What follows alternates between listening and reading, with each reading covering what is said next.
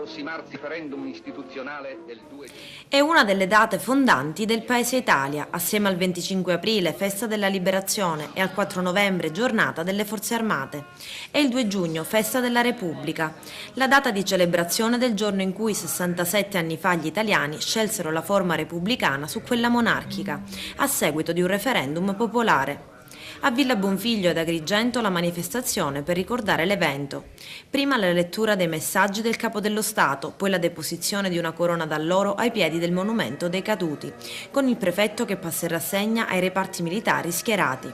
Una cerimonia sobria secondo le direttive del Presidente della Repubblica, come conferma il prefetto Francesca Ferrandino. 2 giugno all'insegna della sobrietà, all'insegna della coesione, dell'unità e della volontà di fare quadrato tutti insieme. Si è parlato tanto di Repubblica fondata sul lavoro e in particolare del lavoro per i giovani, un lavoro che viene a mancare per oggi. Un lavoro che viene obiettivamente a mancare e un impegno preciso di tutti gli organi deputati a travalicare questo momento di crisi. Presenti alla cerimonia le più alte cariche istituzionali e delle forze dell'ordine della provincia. Per il questore Giuseppe Bisogno, un'occasione per ribadire i temi della coesione e dell'unità d'Italia. La necessità di sottolineare i valori della democrazia, di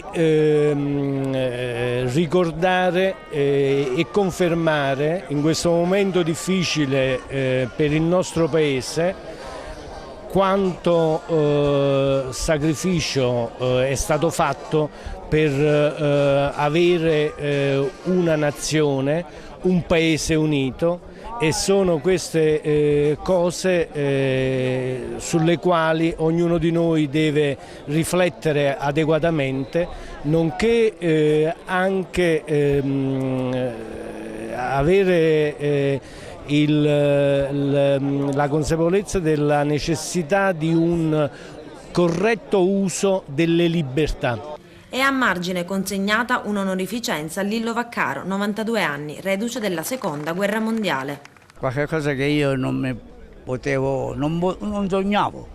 Non sognavo, perché poi a 93 anni ne ho visitati e guai, sofferenze, che di tutto potevo pensare che avere questo grande onore, ma è la vita. Io devo ringraziare la provvidenza di Dio che veramente mi ha assistito in tutti i momenti della mia vita e tutta questa vita, diciamo, piuttosto lunga. Sono quasi a 93 anni arrivato.